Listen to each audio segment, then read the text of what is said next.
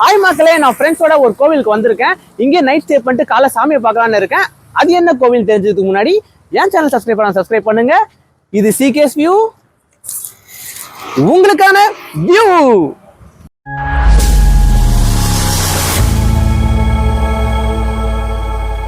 நான் ஃப்ரெண்ட்ஸோட வீட்டில் இருந்து கிளம்பி பள்ளிக்கரண ஜெயச்சந்திரனில் வந்துட்டோம். ஆக்சுவலாக என்ன பிளான்னா, நாங்கள் எல்லாரும் மேல்மலையூர் கோவிலுக்கு போகிறோம். ஸோ அதுக்கு போக தான் பஸ் ஏறத்துக்கு இந்த பஸ் ஸ்டாப் வந்திருக்கோம். Direct bus from Adyar to திருவண்ணாமலைக்கு பஸ் இருக்குது. இங்கே மெட்ரோ கன்ஸ்ட்ரக்ஷன் நடந்துட்டு இருக்கிறதுனால நிறையா பஸ் ரூட்ஸ் மாற்றி விட்டாங்களா. ஸோ அதான் எங்களுக்கு ஜெயச்சந்திரன் தான் நியர். ஸோ அதனால் இங்கேயே வந்துட்டோம் பஸ் ஏற. வெயிலில் ரொம்ப நேரம் நிற்க முடியாதுன்னு சரி பஸ் வரைக்கும் ஜெயச்சந்திரன் உள்ளே போயிட்டு ஏதாவது வெயிலுக்கு எதாவது ஜூஸ் குடிக்கலான்னு சொல்லிட்டு உள்ளே போனால், இங்கே பார்த்தா சரியான கூட்டம். அதான் சனிக்கிழமை வந்துட்டோம்ல, அப்புறம் கூட்டம் இல்லாமல் எப்படி? அதனால பில்லு போகிறதுக்கு போனோம். அங்கே பார்த்தா அங்கேயும் கியூ இருந்துச்சு. இது வேலைக்கு ஆகாதரா அப்படின்னு சொல்லிட்டு நம்ம மிஷின்லேயே பில் போட்டுலான்னு சொல்லிட்டு அந்த பக்கம் வந்துட்டேன். இங்கே சுகர் கேன் ஜூஸ் ஆர்டர் போட்டேன். 19 rupees வந்துச்சுன்னு நினைக்கிறேன். ஜூஸ் டேஸ்ட் ஓகே தான், பட் சுகர் தான் கம்மியாக இருந்துச்சு எனக்கு. ஆனால் அந்த ரேட்டுக்கு இது வர்த்து தான். கரெக்டாக ஈவினிங் ஒரு 4:30 போல் பஸ் வந்துருச்சு. எல்லாரும் ஏறிட்டோம் டக்குன்னு. இந்த பஸ் ஃப்ரீக்வெண்ட்டாலாம் வராது, டெய்லியும் 10 பஸ் விடுவாங்க போல். ஃப்ரம் அடையார்லேருந்து திருவண்ணாமலைக்கு, அதேமாதிரி திருவண்ணாமலைலேருந்து அடையாருக்கு 10 பஸ் விடுவாங்க. நானே டைமிங்ஸ் கூகுளில் பார்த்து தான் இங்கே வந்தேன். அதில் போட்டிருந்த டைமுக்கு 4:30 இங்கே ஷார்ப்பாக மேடவாக்கமில் ரீச் ஆகிடுச்சு. மேடவாக்கம் டு செஞ்சி ஒருத்தருக்கு 120 rupees சார்ஜ் பண்ணாங்க. பஸ் ரூட் தாம்பரம் கிராஸ் பண்ணி போகிற மாதிரி தான் இருக்கும். அப்புறம் கிளாம்பக்கம் டிப்போக்குள்ளே போயிடுச்சு. எப்போ தூங்குனேன்னு எனக்கே தெரில, என்னையே அறியாமல் தூங்கிட்டேன். அப்புறம் ஃப்ரெண்ட்ஸ் தான் எழுப்பி விட்டாங்க, செஞ்சு வந்துருச்சுரா அப்படின்னு. அப்போ தான் எழுந்தனே. இங்கேருந்து என்ன பஸ் பிடிக்கிறனே தெரில. அப்புறம் பக்கத்தில் இருக்கவங்கிட்ட கேட்டேன். அவங்க தான் சொன்னாங்க, இப்படிக்கா போகணும், பஸ்ஸு இங்கே தான் வரும் அப்படின்னு சொல்லிட்டு. சரி பஸ் ஏறதுக்கு முன்னாடி நம்ம சாப்பிட்றலாம் அப்படின்னு சொல்லிட்டு நம்ம கையேந்தி பவன்கிட்ட வந்தேன். அங்கே சூடாக 2 தோசை ஆர்டர் போட்டேன், கொடுத்தாங்க. நல்லா சாப்பிட்டு நாங்கள் எல்லாரும் மலையனூருக்கே பஸ் ஏறிட்டோம்.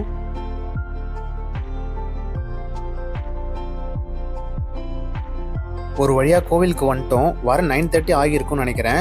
4:30 நம்ம கிளம்பணும் அங்கேருந்து. இங்கே வர 9:30 ஆகிடுச்சா. அப்போ 5 hours ட்ராவல். இங்கே கோவில் ஓப்பனில் இருக்கு இல்லையோ, ஆனால் கடைலாம் ஓப்பன் ஆகி தான் இருந்துச்சு. இங்கே நிறைய ஷாப்ஸை பார்க்கலாம். குழந்தைங்க விளையாடுறதுக்கு பொருள், அப்புறம் சாப்பிட்றதுக்கான ஹோட்டலுமே நீங்கள் பார்க்கலாம். மார்னிங் சாமியை கும்பிட்றது தான் பிளானு.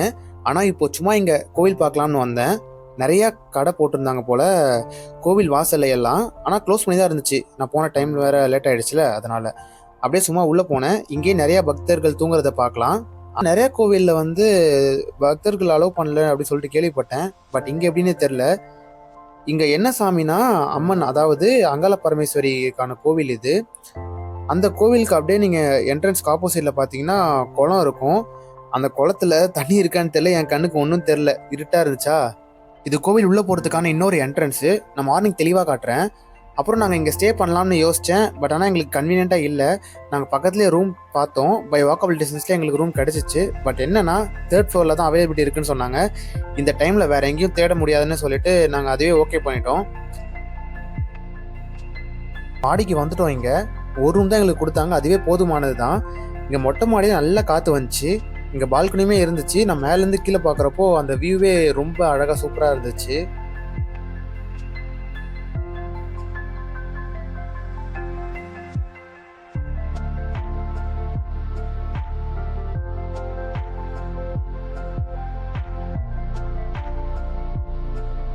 சரி நம்ம இங்கேயே பாய போட்டு படுத்துடலாம், இந்த காற்றுக்கு நல்ல தூக்கம் வரும்டா சாமி அப்படின்னு படுத்துட்டேன். ஆனால் கொஞ்ச நேரத்தில் எழுந்துட்டேன். செம்ம கொசுகடி தாங்க முடியல. எழுந்து ரூமுக்கு ஓட்டேன். ஓகேவா தூங்கினேன், வேற வழி இல்லை. ஏன்னா இங்கே தலைக்கணி இல்லைல்ல. மார்னிங் எல்லாரும் சீக்கிரம் எழுந்து ஒருத்தராக போய் குளிச்சிட்டோம். இங்கே பாத்ரூம் 1 தானே இருந்துச்சு, அதான் சீக்கிரமாக கிளம்பிட்டோம். இங்கேருந்து ரூமை லாக் பண்ணிட்டு ஒரு 6:30 போல் கிளம்பிருப்போம்னு நினைக்கிறேன். இங்கேருந்து கோயில் வாக்கபிள் டிஸ்டன்ஸ் தானே, ஸோ நடந்தே போயிடலான்னு சொல்லிட்டு கோயிலுக்கு நடந்தே போயாச்சு. பூஜைக்கு தேங்காய் மாலை மற்றும் தேவையான பொருள்லாம் கோவில் வெளியிலவே அக்கா கிட்ட வாங்கிக்கிட்டேன்.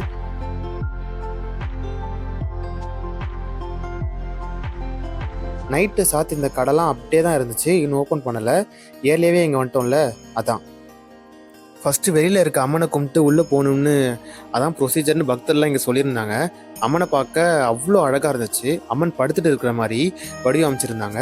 இப்படி ஒரு கடவுளை நான் இது வரைக்கும் பார்த்ததே இல்லை, இதுதான் ஃபஸ்ட் டைம் எனக்கு. இங்கே அம்மனுக்கு பூஜை பண்ணால் தாலி பாக்கியம் நிலைக்கணும்னு சொல்லுவாங்க. அம்மனை சுற்றி சின்ன சின்ன சிலை வச்சுருந்தாங்க. அதில் மஞ்சள் குங்குமம் அபிஷேகம் பண்ணிவிட்டு அப்படியே அம்மனை சுற்றிட்டு வர மாதிரி தான் இருக்கும். இங்கே கும்பிட்டு வரும்போது கங்கை அம்மன் சன்னதி பார்க்கலாம். இங்கே போகிறப்பயே எங்கேயே டிஃபன்லாம் ஒரு கூடையில் போட்டு உட்காந்துருப்பாங்க. பார்க்குறப்பயே நாக்கெலாம் ஊறிச்சு சாப்பிட்ணுன்னு.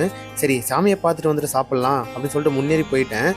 நைட்டு உங்களுக்கு காமிச்சேன்ல, இந்த என்ட்ரன்ஸ் தான் நம்ம உள்ளே போக போகிறோம். இங்கே கோவிலில் எப்போ அதிகமாக கூட்டம் வரும்னா ஆடி மாதம், வெள்ளிக்கிழமை, ஞாயிற்றுக்கிழமை இந்த டைம்லலாம் பக்தர்கள் நீங்கள் அதிகமாக வருவாங்க. சரி, இந்த கோவிலை பற்றி தல வரலாறு பற்றி கொஞ்சம் தெரிஞ்சுக்கலாம். மொத்தம் 4 யுகம் இருக்குது. கிரேத, திரேத, துபேர, கலியுகம்னு. இந்த 4 யுகத்துக்கு முன்னாடி மணியுகம்னு ஒன்று இருக்குது.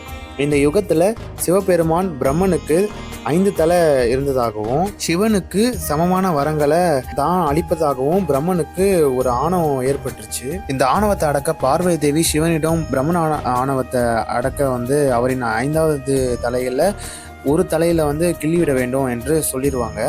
அதன் பிறகு சிவனும் பிரம்மனுக்கும் இதை வாக்குவாதம் நடக்கும். இந்த வாக்குவாதத்தில் சிவன் என்ன பண்ணுறாரு, கோவத்தில் பிரம்மனோட ஒரு தலையை எடுத்துருவாரு. அப்புறம் பிரம்மன் சிவனை பார்த்து, இந்த தலை உன் கையிலே ஒட்டி இருக்கட்டும், நீ சாப்பிட்ற உணவு எல்லாமே இந்த தலையே சாப்பிட்டுட்டோம் அப்படின்ற ஒரு சாபம் கொடுத்துருவாங்க. இதை பார்த்த சரஸ்வதி தேவியும் பார்வதி தேவியை பார்த்து, நீ உன் அழகை இழந்து வயதான கிழவியா மாறி கொக்கிரகி தலையில சூடி கந்தலாடையை போட்டு அலைந்து திரிவாய் என்று சாபம் கொடுத்துருவாங்க. சிவன் பார்வதியும் இந்த சாபத்தின்படி பல இடத்துல திரிவாங்க. அட்லாஸ்ட் பார்வதி தேவி திருவண்ணாமலையில் சேருவாங்க. அப்புறம் இங்கே இருக்க குளத்தில் குளித்ததுக்கப்புறம் வயதான தோற்றத்தை மாறி பழைய தோற்றத்துலேருந்து வந்துடுவாங்க. அப்புறம் அங்கேருந்து கிளம்பி கிழக்கு பக்கமாக பார்க்குற மேல்மலையனூருக்கு அடைவாங்க. நல்ல பசி வேற. கோவில் வெளியிலவே நமக்கு ஏற்ற கையேந்தி பவனில் சூடாக இட்லி பூரி போட்டிருந்தாங்க.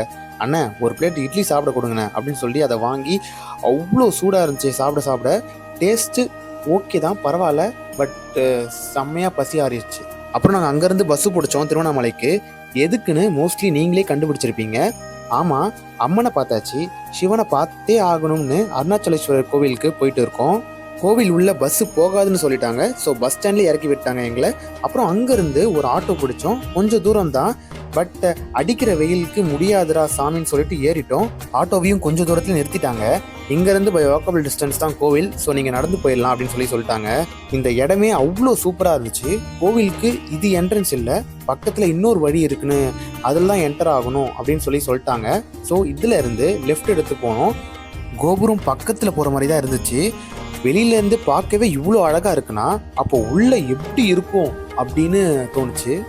இங்கேயும் நீங்கள் வெளியில் கடையெல்லாம் பார்க்கலாம். பூஜை சாமான் வேணும்னா இங்கேயே வாங்கிக்கலாம். அப்புறம் எல்லாரையும் கூட்டிகிட்டு உள்ளே போயிட்டேன். சரி நம்ம ஃப்ரீ தர்ஷன்லேயே போயிடலாம், கொஞ்சம் காலியாக இருக்குது அப்படின்னு சொல்லிட்டு இதிலே போயிட்டோம். ஆனால் எனக்கு ஒரு தாட் வந்துச்சு, சண்டே அதுவுமா இவ்வளோ காலியாக இருக்காதே அப்படின்னு. இங்கே உள்ளே போகிறப்பயே நீங்கள் முருகன் பெருமான் காட்சி அளித்த சன்னதியை பார்க்கலாம்.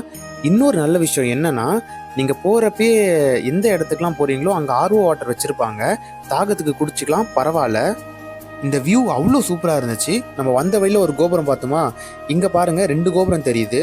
எல்லாருக்கும் தெரியும்னு நினைக்கிறேன். இந்த கோவிலோட சிறப்பே அடிவாரத்தில் அமைந்துள்ள ஒரு பழமையான புகழ்பெற்ற சிவன் கோயில் தான். இது சுமார் 1100 ஆண்டுகளுக்கு முன்னாடி கட்டப்பட்டதாக சொல்கிறாங்க. அதுதானே பார்த்தேன், என்னடா கூட்டமே இல்லை ஃப்ரீ லைனில் அப்படின்னு நினச்சேன். இப்போ தானே தெரியுது எவ்வளோ கூட்டம்னு. இங்கே போகிற வழியில் சில இடத்துல கொஞ்சம் மெயின்டைன் பண்ணாமல் வச்சுருந்தாங்க. என்னடா இது எப்படி இருக்கே இவ்வளோ பெரிய கோயிலில், அந்த தண்ணிலாம் அப்படியே தான் இருந்துச்சு, ஸ்மெல் வந்துச்சு, ரொம்ப ப்ராப்பராக க்ளீன் பண்ணல போல இருக்குது. இந்த கோவிலோட சிறப்பை பார்க்கலாம். ஒரு முறை சிவபெருமான் அவருடைய மனைவி பார்வதியும் 2 பேரும் கைலாய மலை உச்சத்தில் ஒரு மலர் தோட்டத்தில் அவங்க தன் கணவரின் கண்ணை விளையாட்டுத்தனமாக மூடிடுவாங்க. இதனால் பூமியில் பல ஆண்டுகளுக்கு இருளே மூழ்கி இருந்துச்சு. அப்புறம் பார்வதி தேவி தனது பக்தர்கள் நலனுக்காக உலகை ஒளிரச் செய்ய சொல்லுவாங்க. அதுக்கப்புறம் சிவன் அருணாச்சல மலையின் உச்சத்தில் நெருப்பு தூணாக தோன்றி உலகிற்கு ஒளியை திருப்பி பார்வதியை பார்ப்பாங்க என்று புராணம் சொல்லப்பட்டது. இங்கேயும் உள்ள ஃபோட்டோ வீடியோ எடுக்கக்கூடாதுன்னு சொல்லிட்டாங்க. சாமியை பார்க்குறது இவ்வளோ கூட்டமாக இருந்துச்சு, அட்லீஸ்ட் நீ பிரசாதத்துக்காச்சும் ஃப்ரீயாக இருக்குடா அப்படின்னு சொல்லிட்டு போய் லைனில் நின்றுட்டேன். அதுக்கப்புறம் தான் சொல்கிறாங்க பிரசாதத்துக்கு காசுன்னு. என்னடா இது இவங்க எப்படி பண்ணுறாங்களே அப்படின்னு தோணுச்சு. அங்கேயே சாமியை பார்க்க ரொம்ப நேரம் ஆச்சு. நாங்கள் ஒரு 9-10 போல் வந்தோம். சாமியை பார்த்து வெளியே வரத்துக்கு 1:20, கிட்டத்தட்ட 4 hours நின்றுட்டோம் அங்கேயே. எதுவுமே பிரசாதம் சாப்பிடாம திருப்பி போகிறோமே அப்படின்னு நினச்சேன். பரவாயில்ல, போகிறப்போ லட்டாச்சும் கொடுத்தாங்க. இது பத்தாதுன்னு சொல்லிட்டு பக்கத்தில் இன்னொரு லட்டும் சேர்த்து வாங்கிட்டேன். நல்லா சாப்பிட்டேன், டேஸ்ட்டாக இருந்துச்சு. இப்போ வெளியில் வரப்போ வேறு கோபுரம் வழியாக தான் வந்தோம். இங்கே மொத்தம் 4 கோபுரம் இருக்குது. இதோட எங்கள் கோவில் பயணம் முடியுது. நெக்ஸ்ட் வீடியோவில் உங்களை எல்லாரையும் சந்திக்கிறேன். பாய்.